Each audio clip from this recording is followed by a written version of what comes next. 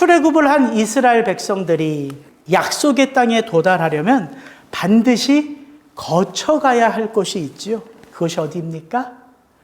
광야입니다.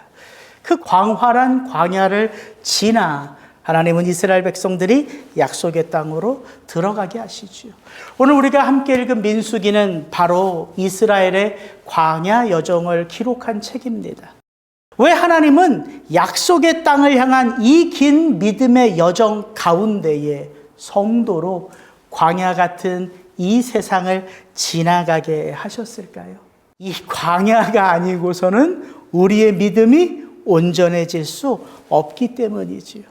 그래서 이 긴 광야길을 지나온 모세는 그 모압 평지에서 이 광야 여정을 이렇게 회고합니다. 그게 바로 신명기에 우리가 너무 잘 아는 이 말씀이에요.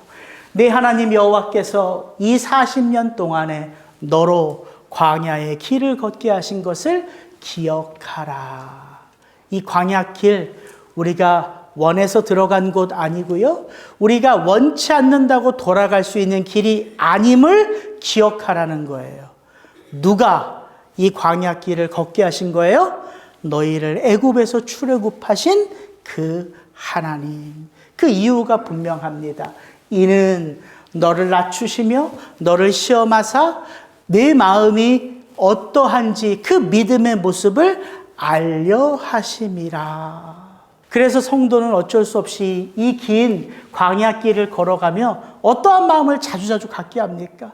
때로는 너무나 부끄러운 내 모습 속에서 낙심하기도 하고 절망하기도 해요. 왜냐하면 이 광야길을 걸어가면서 우리는 어쩔 수 없이 나의 민낯이 그대로 다 드러나기 때문이에요.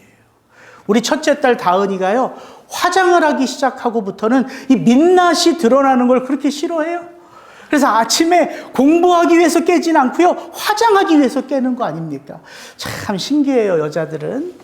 그렇다면 여러분, 이 민낯이 드러남으로 말미암아 우리의 부끄럽고 연약하고 추함이 드러나기 때문에 반드시 우리가 기억해야 될 것이 있습니다. 그건 우리 같이 한번 읽어보죠. 3절. 이는 너를 낮추시며 너를 줄이게 하시며 또 너도 알지 못하며 내 조상들도 알지 못하던 만나를 내게 먹이신 것은 사람이 떡으로만 사는 것이 아니요 오직 여호와의 입에서 나오는 그 모든 말씀으로 사는 줄을 내가 알게 하려 하심이라. 여러분, 그렇게 성도는 내 눈에 보이는 대로, 내 귀에 들리는 대로 내가 깨달은 것만으로 살아가는 육신적인 존재가 아니라는 것입니다. 그래서 하나님은 우리를 말씀으로 거듭나게 하시고 그 말씀의 길을 따라 우리의 삶을 인도하고 계신 것이지요. 여러분, 이게 얼마나 큰 축복입니까? 그래서 광야라고 하는 이 미드바르라고 하는 히브리어는 다른 의미가 아닙니다. 미드바르. 이게 뭐냐면 말씀 가운데라는 뜻이에요. 광야는 어떤 곳입니까? 듣지 못했던 하나님의 말씀을 듣는 곳이요, 잃어버렸던 하나님의 말씀을 다시 기억하는 곳, 이것이 성경에서 말하는 광야 미드바르라고 하는 뜻이지요. 출애굽을 한 이스라엘 백성들은요, 2개월 동안 여러 가지 시행착오를 겪으며 시내산에 도달합니다. 그리고 그들은 그 시내산에서 장장 11개월을 머물러요. 거기서 무엇을 준비하죠? 다시 시작되는 그 광야 여정을 하나님은 바로 그곳 시내산에서 준비시킵니다. 그들은 하나님의 명령을 쫓아 무엇을 다 완공했죠? 성막을 다 완공했습니다.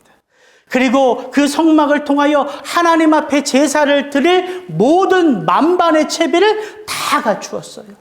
그렇게 하루하루 하나님의 백성들로 준비되어져 가는 내 모습을 보며 그들은 아마 자신감이 충만했을 거예요. 하나님은 광야 같은 이 세상을 지나가는 성도가 얼마나 연약한지를 아시기에 2중 3중으로 그 광야 길을 준비시킵니다. 그 광야 길을 떠날 때쯤 되니까 하나님이 은나팔을 쳐서 만들라고 해요. 왜요? 그 많은 회중을 모이게도 하시고 전쟁이 일어남을 알려주는 것이죠. 그 은나팔을 불면서. 그리고 실제로 그 이스라엘 백성들이 광야 여정을 떠나는 것, 그 광야 여정을 멈추는 것, 무엇이 그들과 함께하죠? 큰 장관이 그들 눈앞에 펼쳐집니다. 무엇과 무엇이? 구름 기둥과 불 기둥이 그들의 광야 여정을 함께합니다. 그리고 실은 그들이 먼저 광야로 발걸음을 옮기는 게 아니라 그들 앞서 무엇이? 하나님의 법궤, 언약궤가 그들의 앞서 그 광야 길로 나아가요. 그리고 그 법궤가 멈추는 그곳에서 그들은 야영을 합니다. 이렇게 2중, 3중의 안전장치를 하나님이 완벽하게 준비하죠. 그리고 민수기 10장은 드디어 그들이 떠나는 그 일정을 우리에게 이렇게 소개해 줍니다. 둘째 해, 출애굽을 한 둘째 해, 둘째 달 20날에 구름이 증거의 성막에서 떠오르매 이스라엘 자손이 시내 광야에서 출발하여 자기 길을 가더니. 정말 여러분, 모든 것이 다 들어맞는 것 같아요. 광야 길을 출발함과 동시에 이제는 마치 내 눈앞에 무엇이 있는 것처럼 보여요? 가나안 땅이 있는 것처럼 느껴졌을 거라고요. 그들의 마음은 이 길 따라 쭉 가면 곧 가나안 입성. 그러나 여러분, 인생 살아보면 인생이 그렇게 호락호락하지 않는 것을 우리는 알죠. 그래서 민수기 11장 1절은 이렇게 시작합니다. 여호와께서 들으시기에 백성이 악한 말로 원망하매 여호와께서 들으시고 진노하사 여호와의 불을 그들 중에 붙여서 진영 끝을 사르게 하시매. 여러분, 시내산을 떠나 광야로 내딛는 그 걸음은 화려하고 멋진 꽃길이 아니라 실은 어떤 길이에요? 가시밭길이라는 것입니다. 이것이 바로 이 땅을 성도가 제자로 살아가는 사명이에요. 그래서 그 길은 자기 십자가를 지고 나를 부인하며 하나님을 따라 걷는 믿음의 길이라는 것이지요. 그래서 오늘 우리가 함께 읽은, 그리고 앞으로 몇 주 동안 살펴볼 이 민수기 16장의 위치가요, 여러분, 너무나 중요합니다. 민수기 16장은 어느 곳에 위치해 있냐면 광야 1세대의 삶이 이제 거의 막바지예요. 민수기 1장부터 10장까지가 광야 여정을 준비하는 그 과정이요, 출발을 알리고요. 그들은 이미 그 광야 여정을 걸으면서 수많은 원망과 탐욕과 욕심을 내어 하나님으로부터 징계를 받지요. 민수기 12장에 뭐가 나옵니까? 미리암과 아론의 시기 비방, 모세를 비방해요. 민수기 13장, 14장에는 어떤 사건이 나옵니까? 그렇게 그 통한의 땅, 가데스 바네아에서 가나안 땅을 정탐하고 와서 실패했던 그 일이 민수기 13장, 14장이에요. 그렇게 그들은 하나님의 진노를 사 광야를 38년 동안 방황하게 되지요. 그리고 나서 민수기 15장에 갑자기 가나안 땅에 들어가서 어떤 소재를 드려야 할지를 하나님이 말씀하세요. 거기서 소출을 거두면 이런 소재로, 이런 전제로, 이런 화제로 나에게 제사하라. 그리고 나서 민수기 16장이 나옵니다. 레위 지파 고라 자손과 르우벤 자손의 장손인 다단과 아비람의 반역이 나와요. 그리고 나서 민수기 17장, 18장, 19장에는 제사장과 레위인의 규례에 대하여 나오고요. 드디어 민수기 20장에는 누가 죽어요? 광야 1세대의 리더였던 미리암과 아론이 죽음을 당합니다. 그리고 민수기 21장부터 민수기 끝 36장까지는 가나안 2세대의 이야기들이 펼쳐져요. 그러니까 민수기 16장에서 우리가 오늘부터 살펴볼 이 이야기는 광야 1세대의 거의 마지막 여정을 우리에게 소개해주고 있는 거예요. 그래서 좀 자세하게 살펴볼 의미가 담겨져 있는 것이죠. 지금 이스라엘 백성들에게 필요한 것이 무엇인지를 우리에게 보여줍니다.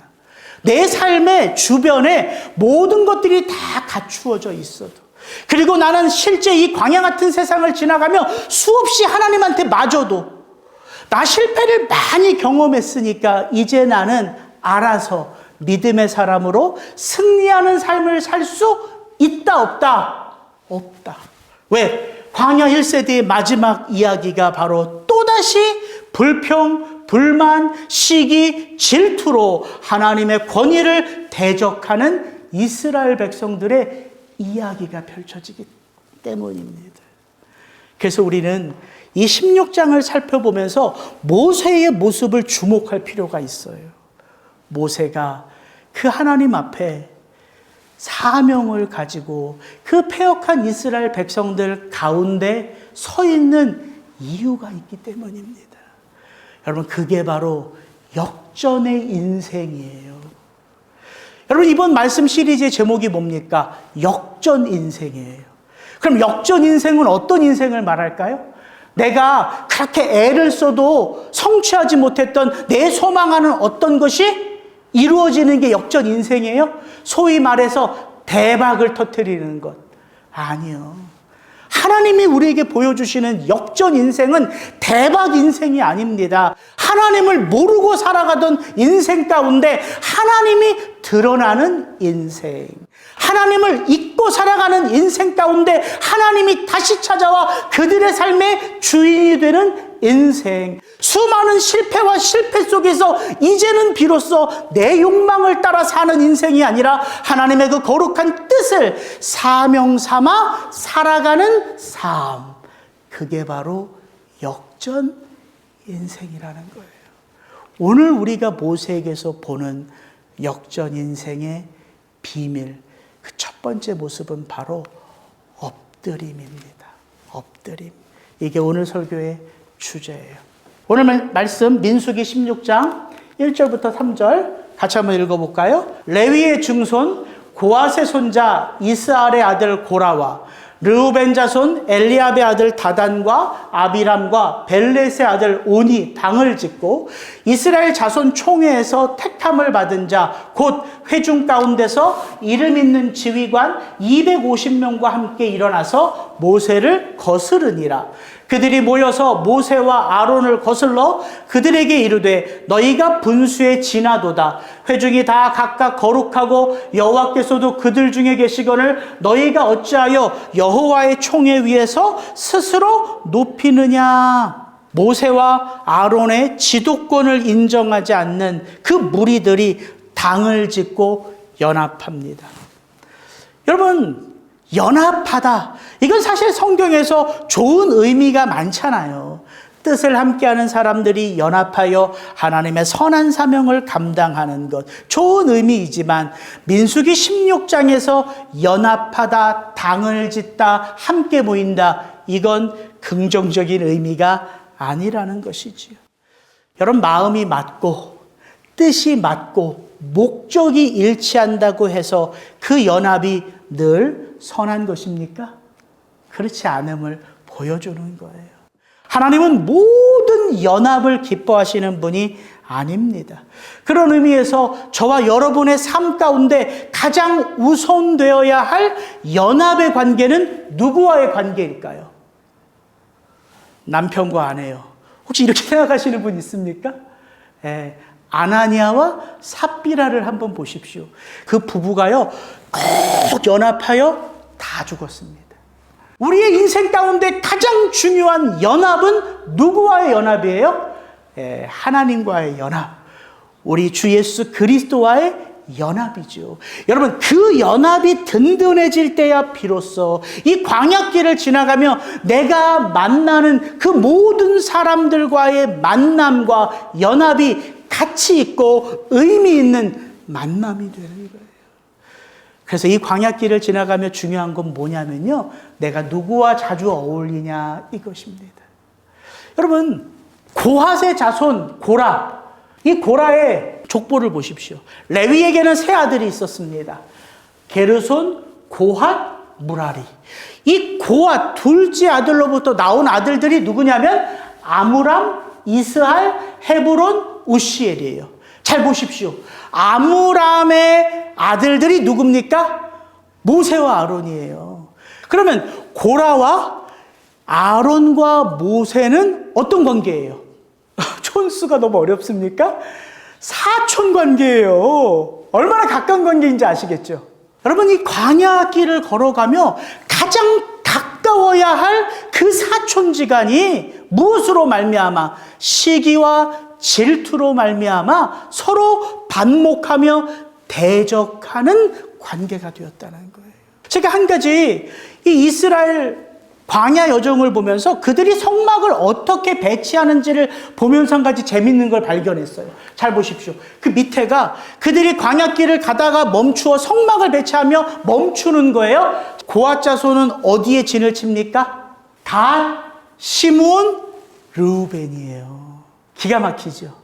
그래서 고앗 자손의 후손인 고라가 누구와 같이 자주 말하고 자주 모이고 자주 작당을 할 수 있겠습니까? 네, 바로 르우벤 자손들이라는 거예요. 여러분, 소시적 한번 돌아보십시오. 여러분, 대학교 다닐 때 술 친구들과 어울리면 뭐 배우기 쉬워요? 술, 담배 배우기 쉬워요. 늘 도서관에서 공부하는 친구를 두면 어떻게 해요? 싫어도 도서관에 가 있습니다. 그러다 보면 뭐에 눈을 떠요? 공부에 눈을 떠요. 불만과 불평이 가득한 자들과 자주 모이면 뭘 듣게 돼요? 불만과 불평을 듣게 됩니다. 여러분, 40년의 긴 시간을 광야를 배회하는 이스라엘 백성들이었습니다. 때때로 그들이 왜 모세의 명령에, 아론의 명령에 이해를 못하는 게 없었겠습니까? 왜 불만이 없었겠어요? 있었겠지요. 그래도 그들을 누가 세웠기 때문에, 하나님이 세웠기 때문에 그 명령에 순종하는 것 아니겠습니까? 그런데 그런 불평과 불만이 세를 갖추기 시작하니까 그 고라가 다단과 아비람, 온과 함께 세를 갖추고 그들이 또한 그 회중에서 뽑힌 250명의 리더십과 함께 세를 갖추니까 이제는 그 모임 자체도 뭐를 갖게 돼요? 힘을 갖게 돼요. 힘을. 여러분, 그게 무서운 거예요. 그런데 그들의 그 불평과 불만이 정확하게 객관적인 지식을 바탕으로 정확히 논리적인 사고를 통하여 그게 맞으면 왜 하나님이 그 불평과 불만을 안 들어주시겠습니까? 그런데 그들의 그 불평의 근거를 보면 그건 결코 합당한 게 아니에요. 민수기 16장 13절 14절을 한번 잘 들어보십시오. 내가 우리를 젖과 꿀이 흐르는 땅에서 이끌어내어 광야에서 죽이려 함이 어찌 작은 일이기에 오히려 스스로 우리 위에 왕이 되려 하느냐. 이뿐 아니라 내가 우리를 젖과 꿀이 흐르는 땅으로 인도하여 드리지도 아니하고 밭도 포도원도 우리에게 기업으로 주지 아니하니 내가 이 사람들의 눈을 빼려느냐. 우리는 올라가지 아니하겠노라. 여러분, 이 다단과 아비람의 불평과 불만을 가만히 한번 보십시오. 이게 맞는 말이에요, 지금? 그들이 그 젖과 꿀이 흐르는 그 땅, 그 애굽 땅이 좋은 땅이라고 칩시다. 그들이 그 젖과 꿀이 흐르는 애굽 땅에서 자유롭게 그 자유를 누리며 살았던 자들이에요? 아니잖아요. 그들은 400년, 430년 동안 노예로 그 땅을 살아갔던 자들 아닙니까? 그리고 어디 모세가 나 리더 시켜주십시오 하나님 앞에 손들었습니까? 우리 지난주에 살펴본 게 뭐예요? 그 광야에 잊혀져가는 모세를 찾아오신 분이 누굽니까? 하나님이세요. 모세는 그 하나님의 소명 앞에서 자신 있어 했습니까? 아니잖아요. 모세는 계속해서 거부하잖아요. 나는 그런 자격도 없고 나는 그런 위치도 아니고 나는 말도 능하지 못하고 내가 찾아가는 그 백성들은 나의 말을 믿지도 않을 것입니다. 하나님, 보낼 만한 자를 보내소서. 그러니까 지금 이들이 주장하는 이 불평과 불만은 정확한 것도 아니고 객관적인 것도 아니고 이건 다 그들의 마음의 욕망에서부터 시작된 투정일 뿐입니다. 그들이 뭘 잊고 있는 거예요? 왜 38년 동안 광야를 배회하는지를 잊고 있는 거예요. 왜 그들이 젖과 꿀이 흐르는 땅으로, 가나안 땅으로 바로 들어가지 못합니까? 그들이 무엇을 했기 때문에? 가데스 바네아에서 그 가나안 정탐에 실패했기 때문 아닙니까? 우리는 그 땅에 들어가지 못합니다. 그 땅은 거대한 아낙 자손의 땅이요, 우리는 들어가면 다 죽을 것입니다. 누가 거부한 거예요? 이들이 거부한 거예요. 여러분 기억하십시오. 내가 처해 있는 이 삶의 자리에서 하나님을 잊어버리면 지금 내가 걷고 있는 이 길, 지금 내가 하고 있는 이 일, 지금 내게 필요한 이 과정이 왜 내게 주어졌는지도 잊어버린다는 사실이에요. 그게 왜 우리가 하나님과의 관계를 우리의 인생 가운데 가장 우선하여 점검하고 붙들어야 하는지를 말해준다는 것입니다. 하나님을 잊어버리면 지금 내가 왜 여기서 이 일을 하고 있는지도 잊어버리는 거예요. 지금 왜 내가 이 광야 같은 삶의 이 과정을 반복하는지를 잊어버리는 거예요. 여러분, 하나님이 우리 안에 살아계실 때만이 지금 내가 맡고 있는 이 일, 지금 내가 함께하는 사람들을 하나님의 마음으로, 하나님의 눈으로 볼 수 있는 거예요. 여러분, 믿음이란 그런 것입니다. 광야 같은 이 세상을 살아가면서 믿음이 없으면 하나님을 보지 못하고요. 하나님을 보지 못하면 지금 내가 놓여져 있는 내 삶의 근거를 다 잃어버리게 되는 거예요. 그래서 하나님은 우리에게 믿음을 선물로 주신 거예요.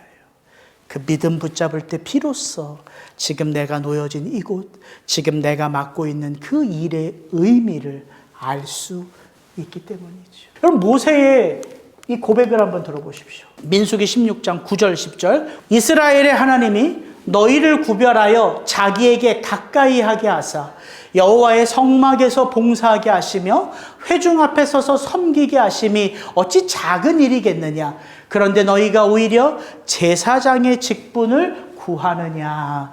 모세는 지금 누구를 잃어버리지 않고 있어요?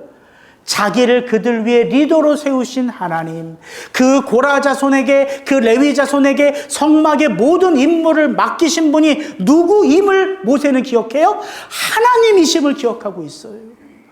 민수기 18장에 보면요, 하나님이 이 제사장들과 레위인들을 구별하여 하나님 앞에 가까이 나오게 하심으로 그들에게 제사 업무를 맡겨주시는 그 일들을 아론에게 말씀하시면서 하나님이 이렇게 말씀하세요.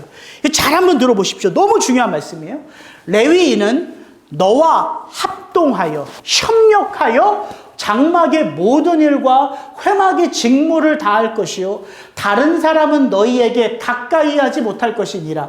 이와 같이 너희는 성소의 직무와 제단의 직무를 다하라. 그리하면 여호와의 진노가 다시는 이스라엘 자손에게 미치지 아니하리라. 보라, 내가 이스라엘 자손 중에서 너희의 형제 레위인을 택하여 내게 돌리고 너희에게 선물로 주어 회막의 일을 하게 하였나니 너와 내 아들들은 제단과 휘장 안의 모든 일에 대하여 제사장의 직분을 지켜 섬기라. 내가 제사장의 직분을 너희에게 선물로 주었은즉 거기 가까이 하는 외인은 죽임을 당할지니라. 너무 중요한 말씀이에요.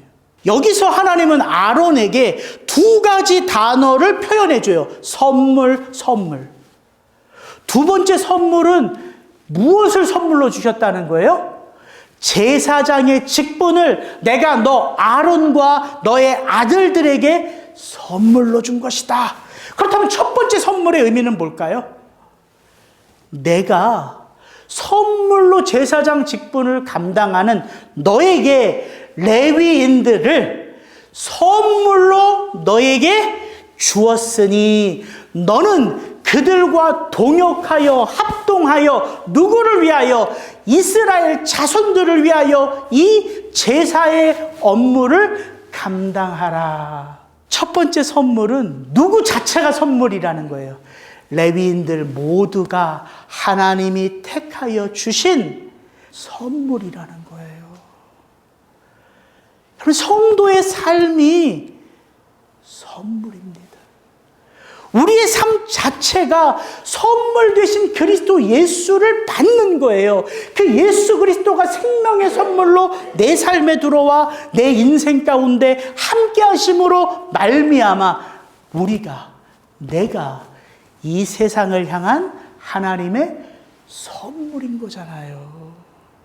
그래서 말씀하시는 거잖아요. 너희는 세상의 빛이라. 너희는 세상의 소금이라. 왜? 성도 한 분 한 분의 삶 속에 누가 함께 하시기에? 선물 되신 그리스도 예수. 여러분, 시기 질투가 그렇게 무서운 거예요. 내가 누구인지를 잊어버려요. 내가 맡고 있는 일의 가치를 잊어버려요. 까맣게 잊어버립니다. 여러분, 하나님을 잊고서요, 하나님을 예배할 수 있다는 거예요. 하나님을 잊고서요, 어떻게든 하나님 앞에 가까이 나아가고 싶은 욕망으로 채워질 수 있다는 거예요. 이게 무서운 거예요. 지금 누구의 모습이 그래요? 고라와 다단과 아비람과 온 250명 회중의 리더들의 모습이 그와 같다는 거예요. 그들은 하나님 앞에 가까이 나아가기를 원해요. 더 좋아 보이는 일을 감당하고 싶어요. 하나님의 명령을 잘 받기 위하여? 아니요. 그들의 마음 중심에 하나님은 안 계세요. 내가 그 하나님께 더 귀한 존재로 인정받고 있음을 누구에게 드러내고 싶은 거예요? 회중 가운데. 여러분, 우리가 그렇게 목사 역할을 할 수 있고요. 그렇게 장로, 권사 역할을 할 수 있고요. 그렇게 성도의 삶을 살아갈 수 있다는 거예요. 얼마나 무섭습니까? 그래서 이 민수기 16장에서 우리가 주목해야 할 인물이 모세예요. 그는 이 위기의 자리에서 하나님 앞에 엎드려요. 4절 5절. 모세가 그들의 이 반란 앞에서 그들의 이야기를 듣고 엎드렸다가 고라와 그의 모든 무리에게 말하여 이르되 아침에 여호와께서 자기에게 속한 자가 누구인지 거룩한 자가 누구인지 보이시고 하나님께서 택하신 자를 자기에게 가까이 나오게 하시리. 16절 20절 22절. 여호와께서 모세와 아론에게 말씀하여 이르시되 너희는 이 회중에게서 떠나라. 내가 순식간에 그들을 멸하려 하노라. 그 두 사람이 하나님 앞에 엎드려 이르되. 민수기 16장 45절. 너희는 이 회중에게서 떠나라. 내가 순식간에 그들을 멸하려 하노라 하심에 그 두 사람이 하나님 앞에 엎드리니라. 여러분, 모세가 이 광야 40년을 지나오면서 이스라엘 백성들에게 어떤 존재였습니까? 지금 누가 누구에게 분노를 쏟아부어야 해요? 모세가 자기 권위 앞에 패역한 이 고라와 다단과 아비람 온에게 회중의 250명 지도자들에게 분노를 쏟아부어도 하나님은 모세를 책망하지 아니하실 거예요. 왜냐하면 광야 40년을 지나가면서 모세는 자기의 생명을 하나님께 바쳐 하나님 이 백성을 용서하여 주옵소서 그렇게 엎드렸던 자가 모세였잖아요. 근데 모세는 자기에게 반란을 일으키는 그 회중에게 나아가서 따지지 않습니다. 여러분, 이게 모세의 위대함이에요.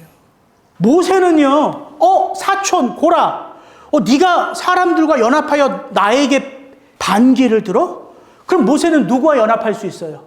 아론과 미리암이 있잖아요. 근데 모세는 아론과 미리암과 연합하지 않습니다. 모세는 그들과 단도직입적으로 그 문제를 해결하려 하지 않아요. 모세는 어떻게 해요? 하나님 앞에 엎드려요. 여러분, 교회에서 이 사람 저 사람과 갈등을 겪을 때가 왜 없겠어요? 우리가 겉모습은 성도지만 우리의 속사람은 여전히 뭐예요? 죄인 아닙니까? 죄인. 여전히 고침을 받아야 할 공사주 죄인 아닙니까? 모든 사람들이 다 마음에 들지 않아요. 또 모든 사람들이 다 나를 좋아하지도 않아요. 그렇게 교회 안에서 신앙생활을 하면 얼마든지 부닥칠 수 있습니다. 그러면 어떻게 해요? 그렇게 부닥칠 때 여러분들은? 누구와 문제 해결하려 해요? 그 장로님, 그 권사님, 그 부닥치는 그 집사님과 문제 해결하려 하잖아요. 가서 따지려고 하잖아요. 권사님 아니라고 하는데 답을 알고 계시는 것 같아. 그렇게 해서 문제 해결이 안 되면 어떻게 해요? 이제 내 편을 만들잖아요. 사실은 작은 불씨 같은 문제가 그렇게 서로 편과 편을 만드니까 어떻게 돼요? 이제 편과 편의 싸움이 돼요. 작은 불씨가 커다란 불구덩이가 돼요. 근데 모세는 그러지 않았다는 거예요. 충분히 그래도 되는데 모세는 하나님 앞에 나아가 엎드립니다. 그리고 여러분 15절에 보면 모세는요, 잘 보십시오. 이것도 참 재밌어요. 모세가 심히 노하여 고라와 다단과 아비람에게 소리를 치더니 이렇게 되어 있습니까? 아니죠. 모세가 심히 노하여 여호와께 토하니. 여러분 이게 기도예요. 기도란 억지로 하나님 앞에 나아가서 잘 보이는 게 아니에요. 하나님, 모세 속은요 끌어올라요. 그 고라와 다단과 아비람 때문에 끌어오르는데 하나님 앞에 나아가서 멋지게 하나님 고라를 용서하시고 하나님 다단을 용서하시고 하나님 아비람을 받아주시고 이렇게 기도 안 했다니까요. 그 앞에 그들을 향한 분노를 모세는 그대로 다 쏟아 부어요. 주는 그들의 헌물을 돌아보지 마옵소서. 나는 그들의 낙이 한 마리도 빼앗지 아니하였고 그들 중에 한 사람도 해하지 아니하였나이다 하고. 모세도 인간은 인간인 거예요. 그런데 하나님은 이런 기도를 귀하게 여겨주세요. 왜? 지금 모세는 그 분노를 누구에게 쏟으니까? 하나님 앞에 내어 쏟으니까. 광야 같은 이 세상길을 지나가면서 여러분 우리의 능력은 나의 똑똑함에서 나오는 게 아닙니다. 나의 그 사리 분별에서 나오는 게 아니에요. 아무리 그 사람을 찾아가서 내가 사리 분별을 잘하여 그들의 잘못 하나하나를 지적한들 그들이 바뀔까요? 아니요, 안 바뀌어요. 그래서 하나님 앞에 하나님을 찾는 거예요. 하나님 앞에 엎드려 그렇게 내 마음을 다 쏟아 놓으면 이제는 그 문제의 해결자로 누가 나서요? 하나님이 나서요. 여러분 이게 지혜입니다. 이 광야 같은 세상을 살아가는 지혜는 하나님으로부터 주어지는 것이지 이 세상을 사리분별하여 많이 배워서 똑똑해서 얻으며 살아가는 지혜가 아니라는 것입니다. 그 하나님의 하늘의 지혜를 받아 누릴 수 있는 삶, 그게 성도의 기도라는 거예요. 하나님은 그렇게 하나님 앞에 나와 엎드리는 모세에게 한 가지를 명령하시죠. 내일 그 모든 자들로 하여금 향로를 준비하여 그 향로에 불을 담아 내 앞으로 가까이 나오게 하라. 이게 하나님의 명령이었어요. 여러분 잘 보십시오. 지금 하나님 앞에 그 반역을 이끌었던, 그리고 그들이 그렇게나 손가락질했던 모세와 아론 다 같이 하나님 앞에 나옵니다. 다 같이 하나님 앞에 나와 엎드려 있어요. 여러분 모든 사람들이, 적어도 우리가 성도라면 하나님 앞에 가까이 나아가기를 원하겠지요. 그게 하나님께 인정받는 것처럼 보여지니까. 그러나 하나님은 가까이 나와 지금 당신 앞에 엎드린 자들의 무엇을 아신다? 그 마음의 중심을 아신다. 그래서 하나님 앞에 가까이 나아가는 그 삶은요, 존귀한 삶이기도 하지만 사실은 두렵고 떨리는 삶인 거예요. 왜? 하나님은 거짓과 그 죄악과 함께 하실 수 없는 타오르는 불이기 때문입니다. 근데 우리의 문제는 뭡니까? 하나님을 가까이 하는 것도 원하지만 죄를 가까이 하는 것도 우리는 원해요. 여러분 잊어버리지 마십시오. 하나님을 가까이 하기 원하는 자는 무엇을 멀리해야 된다? 죄를 멀리해야 된다. 이것이 여호와를 경외하는 삶입니다. 여호와를 경외하는 자는 하나님을 가까이 하고 하나님을 가까이 하는 자는 죄를 멀리하느니라. 하나님을 가까이 하기 원하는 자가 어떻게 죄를 멀리할 수 있을까요? 답은 뭐다? 하나님 앞에 나아가 엎드리는 것이다. 이번 주 수요 예배를 드리는데 우리 최용 권사님이 요즘에 여러 가지 일들 때문에 수요 예배를 못 드리셨거든요. 근데 이번 주 수요 예배를 드리는데 우리 권사님이 보이는 거예요. 그래서 기도에 대한 설교를 막 하는데 권사님이 설교를 들으시는 와중에 눈물을 툭툭 흘리시는 게 제 눈에 보였어요. 여러분, 최용 권사님이 어떤 분이십니까? 제가 이 리사운드 교회를 처음 올 때부터 말씀이 선포될 때마다 우셨던 분이에요. 설교가 좋아서 우신 게 아니라 목사님 없는 교회에 목사님이 와서 함께하는 것이 너무 좋아서 우셨던 분이에요.